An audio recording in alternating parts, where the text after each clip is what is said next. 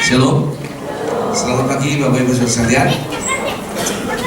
Bersyukur bisa bertemu dengan Bapak Ibu sebagai orang tua sekolah bangsa. Dan hari ini saya diberi kesempatan untuk berbagi di tempat ini. Saya selalu kalau pertemuan di BB, ini yang pertama kali saya lakukan. Terima kasih. Kenapa? Saya tahu Bapak Ibu itu meluangkan waktu yang luar biasa. Saya selalu berkata pada orang tua, ini selamat datang di sekolah paling rasa di dunia. Kenapa? Bapak Ibu akan diganggu waktunya bukan? Misi buku-buku, ya Bapak Ibu ya. Pertemuan, ini 4 kali. Saya sudah menyarankan 6 kali sebenarnya. Ternyata langsung begini ya. Aduh, saya tahu tidak mudah, tapi izinkan Bapak Ibu yang kita lakukan tidak sia-sia.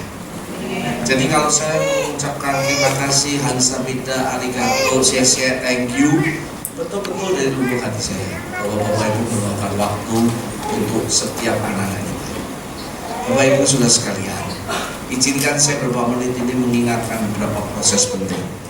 Saya selalu berkata pada teman-teman, orang tua, kakak dan guru, kita pastikan tahu tujuannya kita kenapa hadir hari ini. Kenapa Bapak Ibu menyekolahkan anak-anak yang terkasih yang namanya warisan Tuhan ke sekolah kelas bangsa?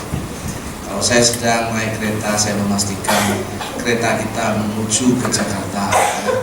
Sini kan banyak kereta ya. Pastikan jangan ke Bogor Bapak Ibu atau Kerawang. Jangan turun di Manggarai, jangan turun di kita mau ke stasiun kota ya, jangan turun di satu stasiun sebelumnya. Pastikan kita masuk di Gambir ya. Kalau kita lagi ke Semarang naik kereta itu ada kereta yang mahal, katanya 1 juta lebih mahal dari pesawat ya. Dari Semarang ke dari Jakarta ke Surabaya mahal. Dan Bapak Ibu jangan turun di Kota Lamongan. Bapak Ibu Kota Lamongan tahu soto Lamongan enak sekali. 25 kilo sebelum dari Surabaya. Pastikan kita turun di Pasar Turi sama. Yang kita lakukan hari ini, pastikan Bapak Ibu kita turun pada satu titik di mana kita yakini, yang kita percayai itu yang kita lakukan. Bapak Ibu, terima kasih Pak Okli dan Ibu yang memberi kesempatan untuk kami yayasan untuk bisa memakai gedung gereja. Jadi ini sebenarnya gedung gereja dipakai untuk menjadi berkat untuk sekolah. Kenapa? Teman-teman di Ambolo, saya pernah tahu di Ambolo di Bali, itu punya mimpi untuk menghadirkan kerajaan Allah dalam setiap bidang kehidupan. Di dalam segala bidang kehidupan itu dunia pendidikan. Di dalam proses dunia pendidikan, para pemimpin pendahulu kami itu hampir sekitar 37 tahun yang lalu, 35 tahun yang lalu, betul Kak Marelia, itu diberi mimpi supaya kita berfokus pada karakter Kristus. Kita berfokus kepada yang namanya karakter Kristus ini, kita berfokus pada karakter Kristus supaya kita membangun kompetensi, kalau tidak potensi, kita rindu mereka punya jiwa kepemimpinan. Di dalam proses itulah kita sebut bukan hanya sekedar education, bukan hanya sekedar tentang karakter education, bukan. Kami sebut dengan kingdom education. Kenapa kingdom? Karena proses yang kami lakukan adalah menghadirkan kerajaan Allah. Pendidikan berdasarkan berbasis pada kerajaan Allah. Di dalam kita membangun proses itu ada kata kunci, yaitu karakter, kompetensi, dan jiwa kepemimpinan. Berdasarkan dari menghadirkan kerajaan Allah dalam setiap bidang kehidupan. Kenapa kita ada banyak kelihatannya, pernik-perniknya, keresekannya? Saya sudah cek di mana-mana. Saya punya banyak teman Bapak Ibu. Ada teman yang tinggal di Eropa, ada teman yang tinggal di Australia, ada teman yang tinggal di Amerika, ada tentunya di Asia, ada yang di Afrika. Saya sekarang banyak berhubungan dengan teman Afrika. Mereka berkata memang sekolah kita itu resep. Nasi buku-buku itu maaf ya, dari TK sampai SMA. Kita belajar Bapak Ibu, betul ya. Dan saya ingin mengatakan Bapak Ibu, memang itu resep. Dan itu memang resep. Bapak Ibu mau jujur ya, sebenarnya saya mau ngisi ini juga malas Bapak Ibu, Sabtu mingguan waktu keluarga ya. Betul ya. Tapi ingat, yang kita investasikan akan kembali dengan apa yang kita berikan. Dan bukan hanya itu saja, ada bersama orang tua pendidikan. Dulu mungkin para pemimpin hanya menulis begitu saja, tapi setelah saya merenungkan, kata bersama orang tua ini menjadi kata penting. Nanti saya akan ceritakan kenapa penting. Ini nilai-nilai kita. Ini kata penting Bapak Ibu. Sesungguhnya anak lelaki adalah milik pusaka Tuhan, dan buah kandungan itu adalah suatu upah. Seperti anak-anak panah di tangan pahlawan, demikianlah anak-anak pada masa mudanya. Bapak Ibu, saudara sekalian, kita menikah sebagai suami istri itu adalah sempurna. Orang Chinese, orang Tatar, kemudian lagi mungkin suku-suku tertentu, Pak, saya sebut suku. Kalau tidak ada anak-anak atau anak laki-laki tidak sempurna, betul ya? Teman-teman dari suku Batak, namanya kalau sudah tua seperti saya 60-an, nama saya digantikan ya, Opung Alex, cucu pertama, setuju? Namanya sudah hilang. Nama beta nggak jadi Betty tapi jadi Opung Alex sekarang. Itu proses. Tapi saya ingatkan Bapak Ibu, ya memang kalau gadis sini pasti punya anak. Kalau ada keluarga kita nggak punya anak, beritahu mereka sendiri. Posisi anak di mana? Posisi anak adalah yang saya sebut dengan apa? Warisan. Oke. Warisan daripada Tuhan, milik pusaka. Dan ingat Bapak Ibu, warisan itu akan kita diminta tanggung jawab dan tuntutan. Itu punya Allah. Tahu kan anak kita itu milik Allah. Karena itu kami punya gambaran ketika anak-anak itu harus meluncur pada sasarannya, bukan keinginan kita. Orang tua sebagai peluncur. Anak-anak panah itu bisa dari kayu, bisa dari besi, harus diasah, memastikan prosesnya tepat pada sasarannya. Saya pernah melihat pertandingan panah di dunia melalui TV. Ternyata perlombaan panah memanah ini tidak semudah hanya tepat sasaran. Dia mesti bisa membaca arah angin. Dia bisa mengarahkan arah anginnya ke kanan atau ke kiri. Bukan hanya sekedar latihan membaca situasi. Hari ini situasi medsos berbahaya. Hari ini situasi mental illness berbahaya. 1 dari 10, 23 November, 1 dari 10 orang kena mental illness. Tahukah Bapak Ibu, dokter yang mengambil S2 yang kena mental illness itu data terakhirnya 27%. Menteri Kesehatan ngomong kalau datanya sekian kalikan 3 saja, setuju? Berarti S2 dokter, kalau Bapak Ibu ada yang dokter S2, coba dilihat ada nggak ya? Oke. Itu gejala stres. 1 dari 10 orang gejala stres. Mental illness, itu data kesehatan 23 November 2023. Karena itu Bapak Ibu, tantangannya tidak mudah, anginnya tidak mudah. Saya memastikan Bapak Ibu, mari kita latih anak kita menuju sasaran Tuhan, karena itu butuh pelatihan. Brown Bender berkata, seorang psikologi modern, kalau Bapak Ibu sekolah psikologi pasti kenal nama dia.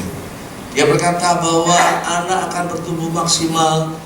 Pertama yang berpengaruh adalah keluarga, yang kedua adalah sekolah, yang ketiga adalah pertemanan, yang keempat adalah agama, pengaruh agama, religious setting. Kenapa Bapak Ibu hari ini kami melibatkan gereja, terlibat thank you Pak Audrey dan tim? Karena disinilah kekuatan. Menurut textbook dia, siapapun agamanya, apapun kondisinya, orang tua, sekolah, komunitas dibangun, anaknya akan maksimal. Teori yang baru ditambah marketplace. Sekali lagi Bapak Ibu, kalau hari ini kita banyak proses terlibat. Mungkin teman-teman guru berkata, kenapa sih kamu mesti dimuridkan secara rohani? Kenapa nanti anak-anak diberikan proses kerohanian? Kenapa mesti mereka sastu setiap pagi? Ada yang berkata pada saya, Pak, saya itu tidak pengen anak saya jadi pendeta. Dia disuruh jadi pendeta ya siapa? Oh, saya jadi pendeta, kalau bisa tidak jadi pendeta, saya bilang itu. Tapi yang ingin saya katakan begini, Bapak Ibu, ini adalah textbooknya, ini risetnya. Ketika anak dibangun dengan proses 4 hal ini, anak-anak kita akan maksimal. Izinkan saya mengatakan. Nah, pertanyaannya, ada satu ayat yang luar biasa. Muaranya di mana? Mulainya di mana? Kalau Bapak Ibu nanti ketik di YouTube tentang Brown Bender, dia akan cerita. Muaranya di sini. Anak cucunya akan perkasa. Kata gantinya adalah tangguh. Kata tangguh ini yang dipakai oleh Pak Jokowi untuk membangun generasi emas nanti. Kata tangguh ini karena berkaitan dengan bonus demografi 2045. Bangsa Indonesia 67% usia kerja. Ini tidak pernah terjadi dalam sejarah bangsa Indonesia. Di satu negara hanya punya sekali yang namanya bonus demografi. Jepang adalah negara yang hari ini akan punah dalam waktu 20-30 tahun yang lalu. Sama dengan Singapura, angka kelahiran dibandingkan kematian lebih banyak kematian. Mereka boleh maju, tapi satu saat mereka akan musnah. Bangsa kita ini luar biasa Bapak Ibu. Bagaimana bisa mighty? Bukan karena teknologi, bukan karena apa-apa, bukan ilmu pengetahuan. Dikatakan berbagai orang yang takut akan Tuhan, yang sangat suka pada perintahnya, membuat generasi ini mighty. Makanya disebut mighty generation. Bapak Ibu, saudara sekalian, kalau kita merecokin Bapak Ibu, oma, opa yang di sini hadir, saya berharap tidak ada suster ya waktunya. Ingat, karena kita punya tanggung jawab, karena kita melihat proses ini yang luar biasa Tuhan berikan kepada kita. Bagaimana prosesnya kita melakukan proses ini? Orang tua kami memberikan pembekalan. Alkitab mengajarkan kepada kita ketika Tuhan Yesus datang ke muka bumi, Dia adalah Allah seutuhnya dan manusia seutuhnya. Dia tidak butuh apa-apa karena Dia Allah. Dia manusia sakti menurut saya, betul? Di sini ada Pak Sakti saya tahu. Ya. Itu buat mujizat, ya, doain orang sembuh, ngusir setan. Dia butuh ayat ini menurut saya. Tapi pada waktu dia dibaptis, pada waktu dia dipermuliakan, Allah menyatakan diri, Allah Bapa di surga, melalui burung merpati, melalui suara, melalui awan-awan, dia berkata demikian. Ayatnya begini, Matius 3:17-17:5. Saya ambil yang bagian ke 17:5. Inilah anakku yang kukasihi, kepadanya aku berkenan, dengarkan dia. Dia ini Allah, tidak butuh kata-kata, tapi Allah Bapa menyatakan dirinya kepada anaknya. Inilah anakku yang kukasihi. Kata-kata inilah yang menolong kita untuk menjadi orang tua. Allah Bapa melakukan pada Allah Anak, Allah Bapa melakukan pada Yesus. Saya kira pattern yang terbaik kita sebagai orang tua atau bapak. Bolehkah saya minta bapak-bapak berdiri sebentar, khusus bapak-bapak? Waduh, luar biasa. Ini hormat saya akan banyak nih. Haleluya, haleluya. Wah, ini luar biasa. Kenapa? Saya tahu pertemuan bapak-bapak itu sangat sulit. Jaringan doa anak, jaringan doa wanita, jaringan doa janda. Tidak ada jaringan doa bapak. Tidak ada Bapak Ibu. Tadi mari ibu-ibu beri tepuk tangan.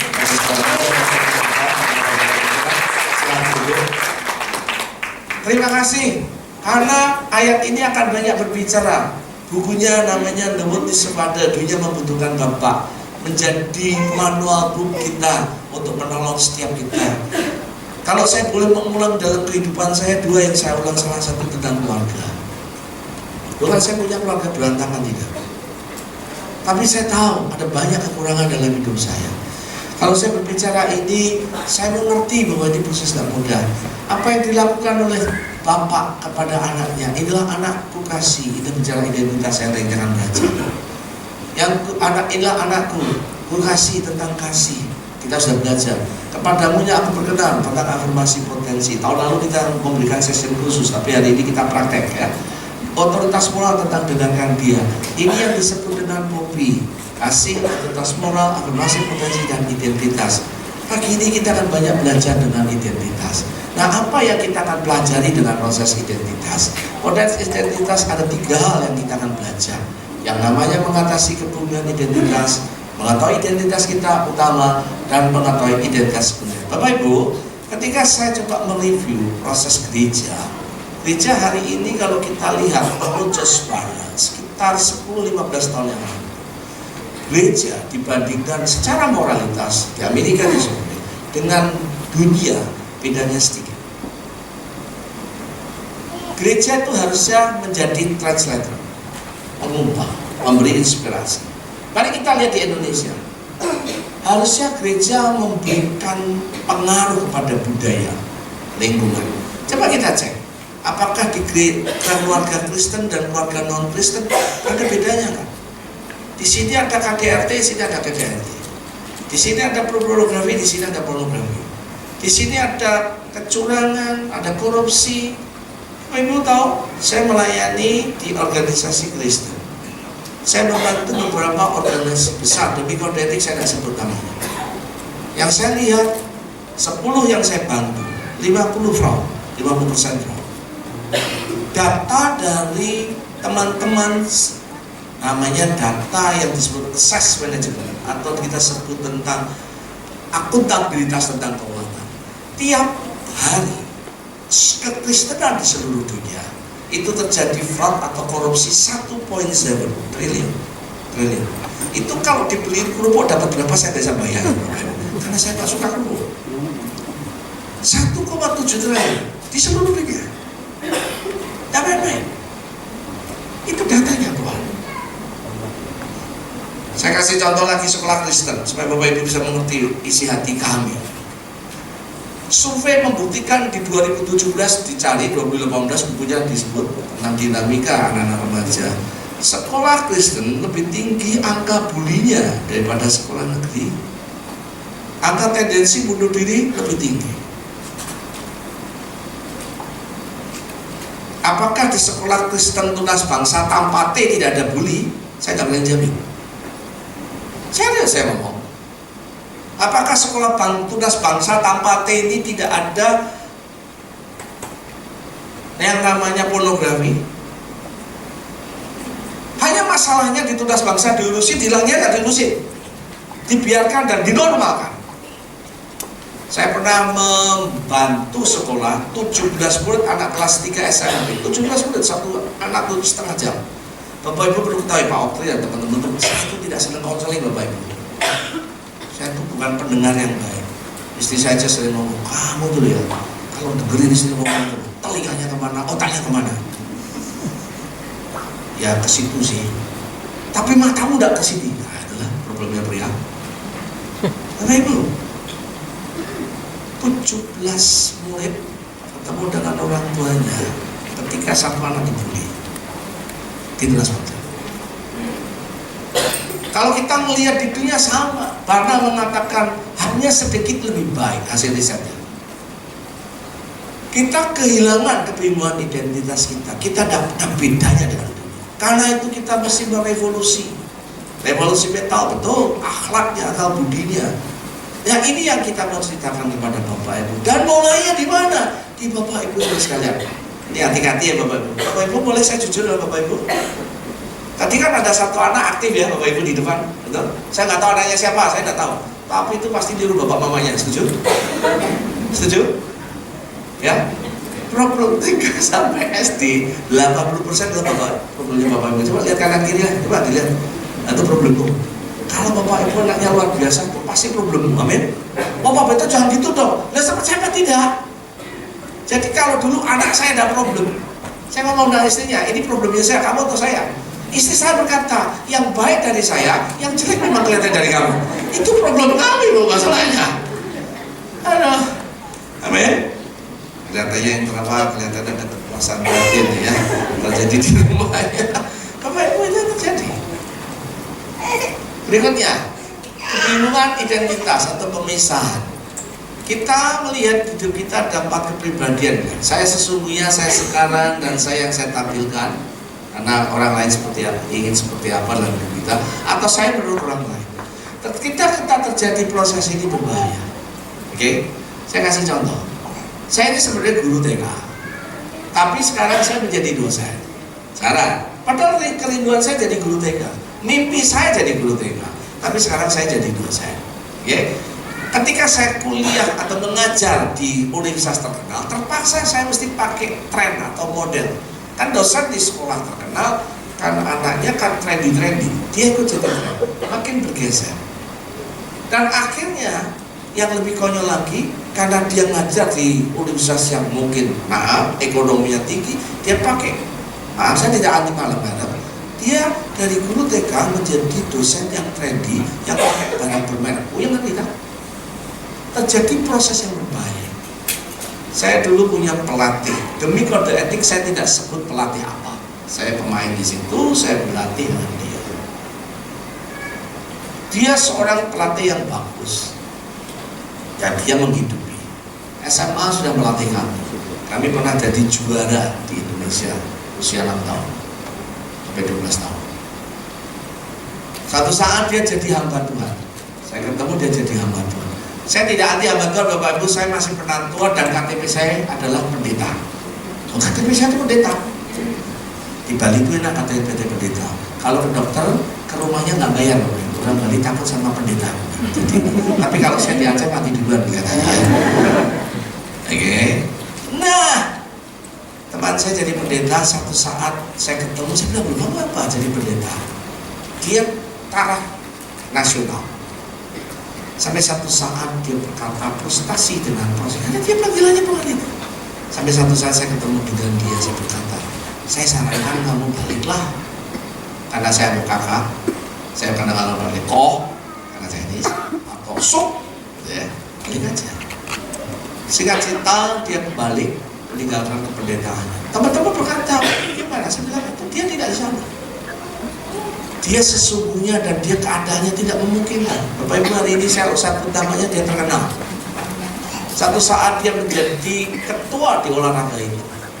Dia datang ke Bali, dia bilang, "Bet, duduk sama-sama, kasih waktu saya 2 hari, saya akan membuat goal setting tentang mau jadi apa olahraga ini." Waktu itu dia ngomong, "Saya mau mengadakan kejuaraan dunia." "Hah? Lu yang benar aja, kita tuh tingkatnya apa?" "Memble," saya bilang gitu. "Untuk ASEAN aja susah." Kami ingat 2 tahun kami membagi, dia menjadi ketua 2 periode ini. Dan Indonesia punya prestasi yang luar biasa di sini. Saya tidak sebut pelatih, tapi gratis. Antara dia dan panggilan Allah dan hidup dia sama. Yang jadi masalah kehidupan kita kadang-kadang antara kita dan kita itu berbeda. Dan kita.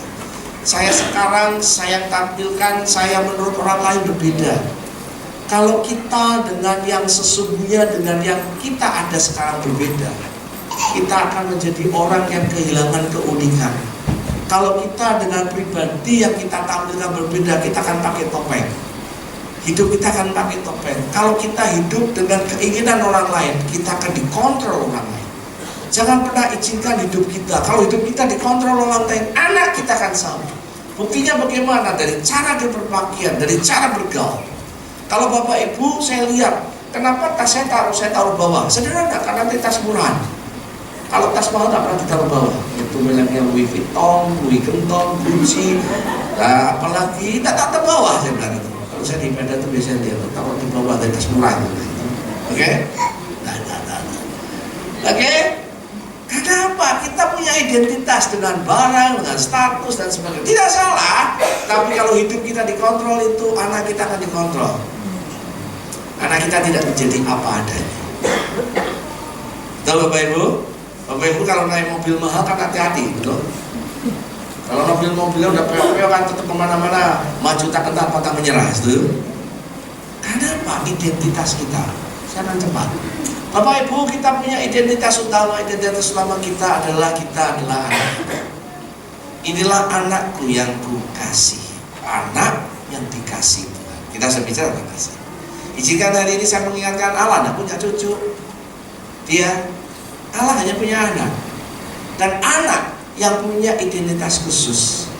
Kenapa di otoritas moral kita dikenalkan tentang panggilan kedua atau calling kita atau mission statement kita. Nah, kita akan berbicara tentang itu. Kita ini warga kerajaan Allah.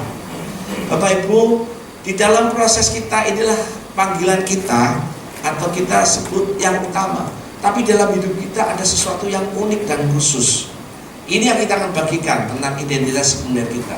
Identitas sekunder kita itu ada 2 hal, ada 3 hal: masa lalu, masa kini, dan masa depan.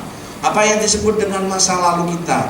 Masa lalu kita adalah berbicara tentang apa yang saya warisin. Masa kini tentang nilai-nilai kita, tentang pribadi sekeliling kita, bisa masa kini dan pilihan kita. Dan kita berbicara masa depan tentang mimpi kita, apa yang kita rencanakan. Ini berbicara tentang sekunder kita, tentang identitas kita. Apa maksudnya? Tentang masa lalu. Dalam hidup kita ada hal yang tidak bisa kita pilih dan ada yang kita bisa filter.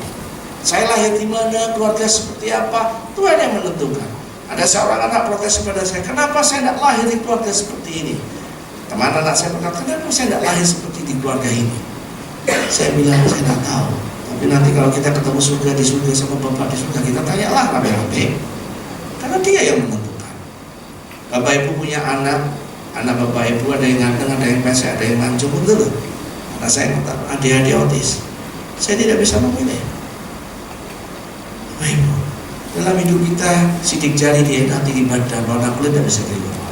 Tapi dalam hidup kita sebagai orang tua bisa menolak, bisa memfilter tentang budaya yang kita anggap penting. Nilai-nilai orang tua kita bisa katakan ya dan tidak. Nilai orang tua yang salah kita bisa tolak. Nilai pendidikan yang salah kita bisa berkata tidak. Kita bisa mengambil keputusan. Izinkan saya mengingatkan, ada masa lalu di kita yang kita bisa pertahankan dan ada masa lalu yang kita bisa tolak. Pertanyaannya adalah, apakah kita mengizinkan masa lalu yang buruk terjadi kepada anak kita?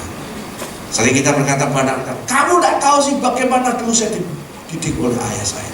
Kamu tidak tahu dia dulu kerasnya. Ya memang tidak tahu, kalau dia tahu yang jadi orang tuanya siapa. Nah itu. Mari Bapak Ibu kita berpikir bersama.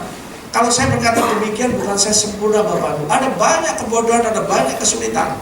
Makanya saya berkata kalau saya boleh mengulang ada dua hal tentang keluarga, yang kedua tentang komunitas saya. Berarti di sini bicara tentang table support kita.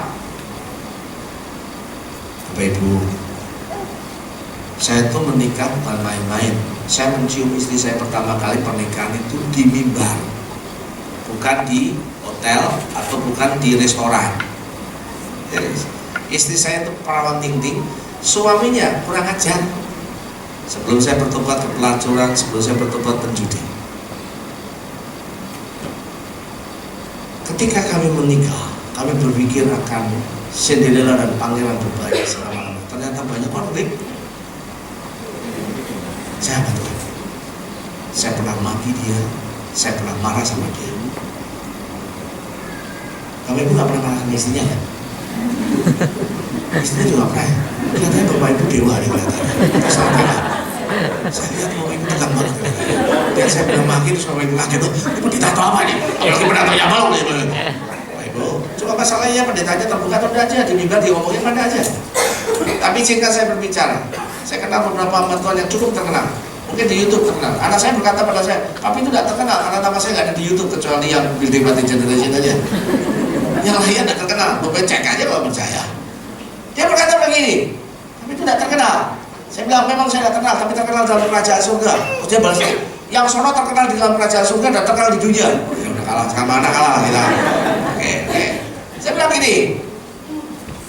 Nah, ada orang yang saya kenal dan terkenal belum tentu hidupnya bahagia di keluarganya. Ada dua pilihan di keluarga, bring heaven at home or bring hell at home. Dan saya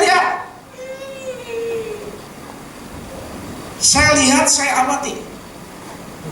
Jadi kalau di mimbar bagus, belum tentu di keluarga ya bagus lah. Kalau Bapak Ibu ingin tanya kehidupan saya, tanya istri dan anak-anak saya. Kalau Bapak Ibu ingin tahu kehidupan, tanya anakmu tentang kau. Bapak Ibu akan dapat data yang luar biasa dan akurat.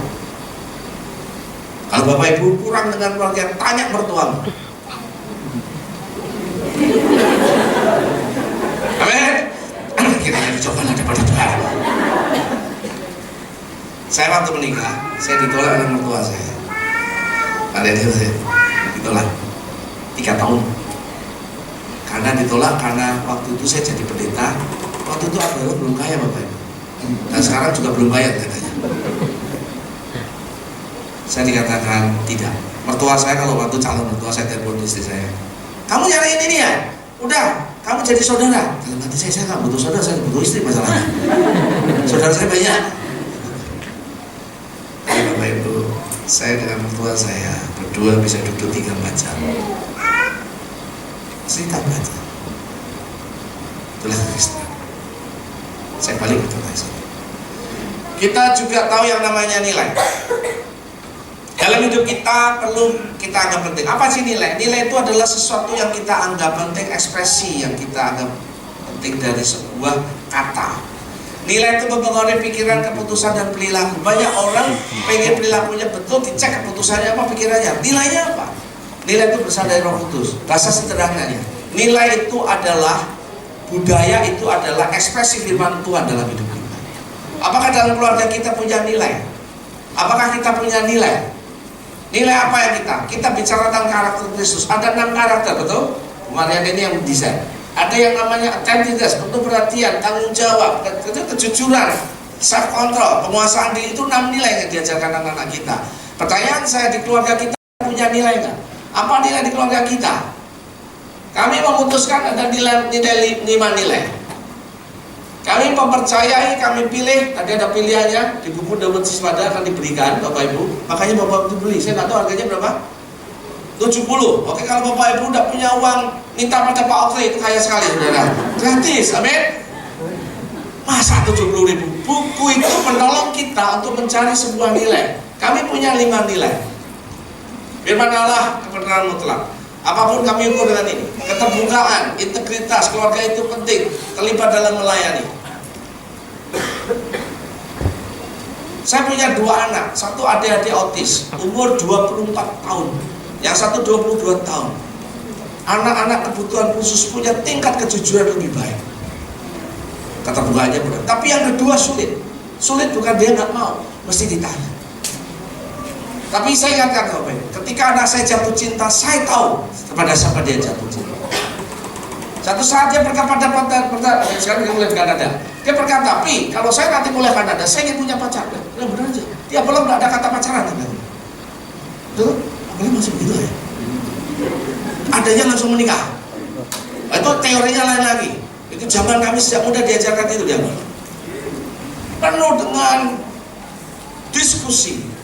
Kemudian 3 bulan kemudian dia ngomong, Pi, saya ketemu satu pria dan kemungkinan akan jadi boyfriend saya. Hah? Oh, kami berdebat. Tidak ada pacaran, kuliah dulu. Ya marahlah dia. Akhirnya saya diskusi dengan istri. Anak kita ini jatuh cinta sama pria. Kita puji Tuhan, kalau dia jatuh sama wanita repot kita. Kami berdiskusi. Kenapa? Kami punya keterbukaan, kami punya integritas. Kami diskusi. Satu saat dia berkata, Pi, saya punya boyfriend. Ya sebenarnya saya nggak setuju loh. Oke, ketemukan anak ini ke saya, Pak Isum. Ternyata dia di interview juga. Saya interview, ngobrol, cerita siapa aja. Bapak Ibu, zaman sekarang kan bisa repot. Bapak Ibu, saya pikir pihak wanita.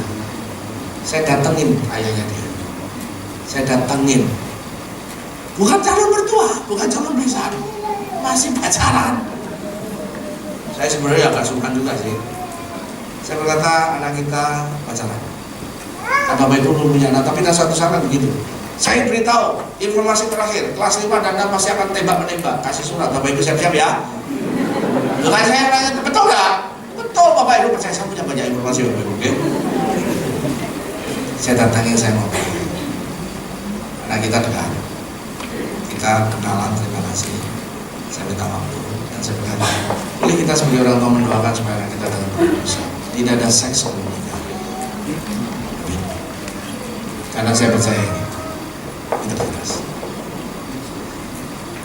Mungkin orang berkata, kamu agak gila kan? Tidak. Saya menjaga anak saya. Bapak Ibu di keluarga punya nilai atau tidak? Tentukan sejak kecil. Sejak kecil saya mengajar mereka. Sejak kecil kita kenalkan yang namanya firman Allah. Kenapa anak kita bukan menjadi anak-anak yang seperti Allah mau, warisan Allah yang Allah mau? Karena kita belum berubah. Khususnya SD, khususnya TK. Bapak Ibu, saudara sekalian, ini nggak bisa teori, ini praktek. Amin. Kok kita nyindir saya? Saya nggak nyindir, saya cuma terbuka aja. Saya tidak mau dibakar kok. Aku mau tanya nih, ya saya tahu Depok ini macet ya, tapi kan Depok dekat ya. Bapak Ibu siapa yang ngantar anak sekolah? Aku kasih masukan nih Bapak Ibu, 0 sampai 5 mamanya mesti antar, 6 sampai 12 bapaknya. Bapak Ibu percaya saya di workaholic. Saya kerja lebih dari 10 jam. Lalu saya pulang. Tapi saya punya waktu anak-anak saya ke sekolah. Setiap saya di kota. Memang enak tinggal di Bali. Bali kan selalu liburan, tidak macet. Perjalanan 15 menit, paling panjang 45 menit. Tapi saya gunakan. Waktu itu saya bangga sampai saya ketemu satu pengusaha cukup sukses di Bali. Dia punya anak 3 gadis. Waktu dia cerita pada saya, Pak Beta, Saya antar anak saya setiap hari. Tinggalnya 30 menit di Bali. Aku challenge Bapak Ibu, Bapak, anaknya 3 wanita semua. Salah ngomong lihat saya. Bapak Ibu percaya sama saya bahwa itu akan menolong kita. Ini yang disebut dengan nilai. Yang bagian yang kedua adalah tentang table of support. Table of support adalah lingkungan kita. Yang saya takutkan kita aja nggak punya table of support. Tes, kalau Bapak Ibu lagi tabrakan, siapa yang di SMS pertama kali? Oh, istri dan anak saya setuju. Siapa lagi? Saya memastikan ketika saya ada apa-apa, sewaktu ada apa-apa, saya akan tes beberapa orang yang saya kenal. Saya ngerti orang-orang ini akan memperhatikan saya. Saya tahu dia orang-orang yang bertanggung jawab atas hidup saya. Itulah table of support. Pastikan anak-anak kita dilatih untuk itu. Survei mengatakan bahwa orang yang bertumbuh, dia punya komunitas, bukan yang toksik, tapi bukan yang fake, tapi komunitas yang sejati. Makanya tadi ada menjadi murid Kristus melalui komunitas sejati. Itu teman-teman belum punya proses untuk menghadirkan kerajaan Allah dalam setiap bidang melalui apa? Tentang bicara dengan memancarkan dengan kasih Bapa. Kalau melihat visi misi gereja di tempat ini, yang ingin saya sampaikan begini Bapak Ibu, apakah kita punya komunitas? Itu yang disebut dengan table of support. Bukan Dr. Desmanda, ini yang disebut meja dukungan. Saya namanya waktu banyak menerangkan, Bapak Ibu, mentor, punya penti, punya pemurid, punya murid, punya pelatih, punya trainee. Saya punya orang-orang tertentu yang melatih kecakapan saya dalam hal tertentu. Bidang ekonomi, bidang apa, saya punya orang-orang saya belajar. Oke, ada pahlawan, itu ada 10. Pak, beta susah. Ya baca bukunya pelan-pelan. Karena apa? Anak kita mesti dilindungi ini. Pertanyaannya, kita punya itu apa? Kita punya proses ini enggak? Kita punya namanya table of support apa? Kita punya orang-orang ini. Makanya buku The Word Smarter menjadi buku yang mesti kita baca dan kita lakukan. Pertanyaan berikutnya kalau sulit, ini aja deh. Bapak Ibu punya enggak yang namanya Bapak Rohani? Bapak jasmani keluarga kita, Bapak Rohani punya. Siapa orang yang bisa menegur kita dan berkata tidak dalam hidup kita? Ada orang-orang di dalam hidup saya berkata tidak dalam hidup saya. Bapak Ibu di Apollo itu terkenal gereja di mana di sini ada itu pemuridan betul puluhan tahun. Tapi kadang-kadang bisa menjadi problem. Karena apa? Ada orang dalam hidupnya yang tidak bisa berkata tidak dalam hidup saya. Karena itu ketika saya berusia sekitar 40-50, saya menentukan orang yang dekat dengan saya di Bali untuk yang saya bisa bertanggung jawab. Setiap bulan saya cari dia, bukan dia cari saya cari dia. Yang saya bertanggung jawabkan hidup saya, yang dia bisa berkata tidak kepada saya. Bapak Ibu, kalau tidak sulit. Bapak Ibu, namanya pemuridan. Saya hidup hampir lebih 40 tahun. Saya punya murid itu yang ada 35 tahun sejak SMA dan tetap saya lakukan sampai hari ini. Kalau Bapak Ibu ingin kekristenan kuat, kerohanian anak kuat, temukan. Bapak berkata sulit ambil itu. Oke, saya cerita. Anak saya pertama namanya Besalial. Besalial artinya Tuhan perlindungan dia. Dia autis ADHD, usia 24 tahun. Bapak Ibu, ada puluhan jam saya berbicara dengan dia untuk mencari mentor. Anak autis ADHD, konsentrasi pendek. Tapi saya bersyukur karena ini penuh semangat mencari mentor. Dia datangin orang satu-satu, mau nggak jadi mentor saya? Dia pasti tidak mau orang yang aneh. ADHD, kadang-kadang bisa menyerang, kadang-kadang bisa memaki, kadang ADHD dia. Pernah saya ke rumah sakit, ke UGD. Kemudian saya buka baju saya, digigit, kenapa Pak? Digigit anjing siapa Pak? Bukan digigit anjing, digigit anak saya. Ya, ada beberapa teman saya bermalukan karena dia bisa attack. Sampai akhirnya dokter kasihan sama saya disuruh pulang. Gak bayar. Udah rambutnya putih, wadahnya satu penderitaan. Sebenarnya saja digigit anaknya. Sampai dokternya tertawa. Bapak Ibu bisa tertawa, saya waktu itu gak tertawa lah. Puluhan jam saya duduk dengan dia untuk menemukan siapa mentor dia. Sampai hari ini dia punya mentor. Kalau dia berdua dosa, dia tembak mentornya. saya tadi nyerang orang, saya tadi maki-maki. Kalau sudah berdosa ngaku sama siapa? Kalau mau tidak pernah ngaku, jangan harap anak mengaku. Tak pernah terjadi. Karena tindakan kita lebih kuat daripada pembicaraan kita, omongan kita. Bapak Ibu, please. Kalau kau ingin anakmu punya integritas, punyalah integritas. Apakah sulit? Itulah keluarga menjadi sulit. Itulah sebabnya saya berkata, kalau saya boleh mengulang, saya akan ulang. Bapak Ibu, ini yang berbicara. Bapak Ibu, kita mesti menentukan pilihan ke depan. Yang kini Bapak Ibu, banyak orang berkata manusia itu hanya masalah rohani. Nah, manusia itu ada intelektualnya, emosinya. Kenapa hari ini disebut EQ bukan IQ? Survei Stanley Johnson mengatakan bahwa manusia sukses itu bukan karena pintar, bukan karena dari kampus terkenal, tidak. Kalau gitu yang paling banyak jadi menteri orang UI. Ternyata orang IU juga bisa, bukan hanya ITB, ITA juga ada. Setuju? Karena apa? Ternyata emotional prosesnya. Bapak Ibu, kita mesti tahu anak kita seperti apa. Dulu saya punya problem untuk memuji anak saya cantik. Anak kedua saya cantik Bapak Ibu, karena dia mirip mamanya, bukan mirip saya. Oke, waktu saya memuji cantik anak saya nggak mau, karena saya dari dulu diajar jangan memuji tentang fisikal. Setuju? Mariani kau berdosa tentang itu. Itu mas bangsa dulu tidak boleh. Kalau hari ini saya cinta, puji yang baik, tapi bukan itu aja, puji yang lainnya. Kau bertanggung jawab, engkau jujur, bagus. Aku bilang, nah, kamu ini cantik. Serius kamu cantik. Kamu gagal. Jangan yang melambai lagi, jangan dipuji, bahaya. Oh kamu kok melambai, bahaya. Yang tomboy, yang laki-lakian, ajar dia lemah mulai. Saya sudah sampaikan di dalam proses itu. Bapak Ibu, kita mesti puji anak kita, bukan hanya cantiknya saja. Kita puji misalnya tentang sosialnya. Kamu ini luar biasa, seorang yang penuh perhatian. Kamu ini secara spiritual, kau sungguh sangat taat. Engkau ini orang yang sangat cerdas. Pujian menyeluruh, bukan hanya masalah karakter, keseluruhan hidup dia. Ini yang saya maksud dengan identitas. Identitas dikaitkan dengan afirmasi. Bapak Ibu, saya ingin mengingatkan proses ini. Jadi saya ingin mengingatkan pada setiap kita, pastikan bahwa proses kita ini benar.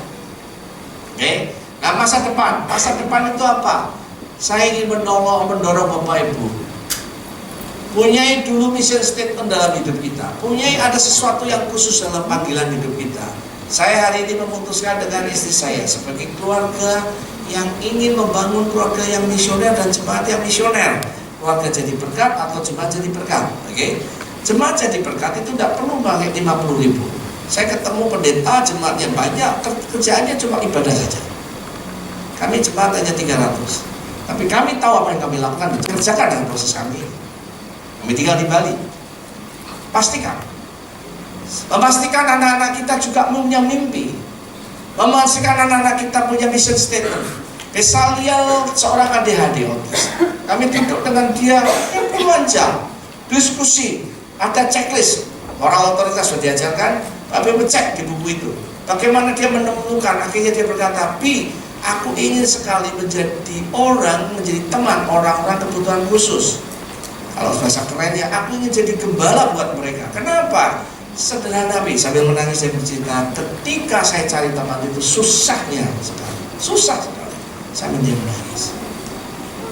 Dan kami berjuang. Bapak Ibu, saya akan cerita misalnya. Hari ini dia ada di panti rehab di daerah Salatiga. Dia tinggal di sana hampir bulan ketiga. Maka Bapak Ibu, dia ketemu dengan orang-orang kapolres, orang stres, orang apa. Dia tidak stres. Tapi hari ini saya dengar fotonya, dia lagi menolong satu orang buta, lagi stres. Setiap hari dia menyuapin makanan. Saya ingat mimpi dia. Saya akan cari teman-teman. Kami tetap berjuang sama dia. Anak saya yang kedua karena punya kakak seperti itu, dia ingin menjadi seorang psikolog. Jam kita berdiskusi, puluhan jam kita berbicara. Apa yang menjadi mimpi itu yang disebut identitas. Kita tidak bisa ngomong itu diserahkan pendeta, tidak bakal ketemu. Serahkan psikolog, tidak akan. Bapak Ibu yang bertanggung jawab. Amin. Pertanyaannya, Bapak Ibu punya apa tidak? Mari kita pikirkan sama-sama. Kesimpulannya, tadi saya memberi hormat kepada ayah. Bapak-bapak yang terhormat, pria-pria yang terhormat, kekristenan bangsa Israel itu bukan kekristenan nabi dan raja saja. Kekristenan bangsa Israel adalah kekristenan keluarga. Ulangan 6 berkata, ayah mendidik keluarganya untuk mengasihi firman Tuhan. Nabi dan raja, nabi, raja, dan imam-imam hanya mengajarkan korporasi keseluruhan, yang mengajarkan tanggung jawab pribadi bangsa Israel oleh keluarganya, bukan orang lain. Hari ini berapa banyak gereja berbicara tentang keluarga? Survei membuktikan setahun sekali khotbah di hari Minggu tentang keluarga, ada yang 2 tahun sekali. Saya tidak tahu dia apa di sini, tapi fakta. Mereka berbicara tentang misi. Saya tidak anti misi, saya hidup di situ. Saya tahu artinya pemuritan, saya puluhan tahun di situ. Tapi yang saya ingin gugat kepada gereja, saya sebagai gereja juga, gembala juga, berapa banyak kita bercerita tentang keluarga. Dan saya tahu itu sulit, karena ketika saya khotbah tentang keluarga, yang memuji pertama adalah istri dan anak-anak saya, yang memuji kedua adalah komunitas saya, yang memuji berikutnya mertua saya. Nah, saya tinggal di Bali, mertua saya memuji Tuhan, meninggal dunia, jadi nggak ada yang memuji lagi. Tapi kan punya kakak sepupu, punya ipar. Amen. Kekristenan di awal adalah kekristenan keluarga. Ketika Nero berkata kekristenan menjadi agama pagan atau agama yang dilarang, Nero membakar orang Kristen, membunuh orang Kristen. Kekristenan menjadi negara terlarang, agama terlarang. Di mana terjadi? Di gereja, di rumah. Mari kita pikirkan sama-sama. Saya berharap ini bisa memberikan pengertian buat setiap kita, betapa kita sebagai orang tua yang meluncurkan anak-anak kita pada sasaran yang Allah, bukan sasaran kita. Ayah, izinkan saya mengingatkan proses ini. Dengan ibu, dengan keluarga, dengan seluruhnya, mari kita punya apa yang ingin saya sebutkan sederhana. Identitas moral berbicara, identitas itu berbicara kita ini anak Allah. Pastikan kita bisa memfilter masa lalu kita. Pastikan kita punya nilai-nilai di keluarga kita. Temukan 5 nilai itu. Duduk sama-sama. Bapak Ibu, apa yang kita bisa ekspresikan dalam hidup kita untuk kita bisa tadi ada keterbukaan akan ditolak oleh bumi. Pastikan anak-anak kita punya sahabat-sahabat. Ketika nanti anak kita SMP, pastikan Bapak Ibu mengenal siapa anak-anak Bapak Ibu, siapa teman-temannya. Ada orang tua berkata pada saya, Pak Peta, anak saya ini sahabatnya ini orang seperti ini. Ya, itu sahabat anakku. Panggil dia ke rumah. Mungkin dia punya problem. Siapa tahu kok bisa jadi. Kenali siapa anak dari sahabat anakku. Duduk sama-sama. Kenali mereka. Ketika anak saya berkata, Pi, saya jatuh cinta. Tidak masalah. Saya punya orang sebagai orang tua, saya datangin orang. Cerita tentang anak saya bersalah berlanjut. Bisa seperti drakor. Seri 1, seri 2. Tapi saya tidak punya waktu untuk cerita karena waktunya sudah habis. Amin. Saya tidak tahu apa Bapak mungkin saya kasih waktu 5-10 menit kalau ada Bapak Ibu tanya jawab. Saya berharap ini bisa menolong kita. Bapak Ibu, saya akan tutup begini. Kita juga sedang berjuang. Tentang keluarga saya berjuang sampai hari ini. Saya 62. Saya lagi berjuang untuk menemukan proses ini. Kita bukan orang sempurna, tapi inilah proses kita. Keluarga adalah masa hidup kita seterusnya. Saya berharap ini bisa menolong kita untuk anak-anak kita, untuk generasi yang berikutnya, untuk mighty generation. Tuhan Yesus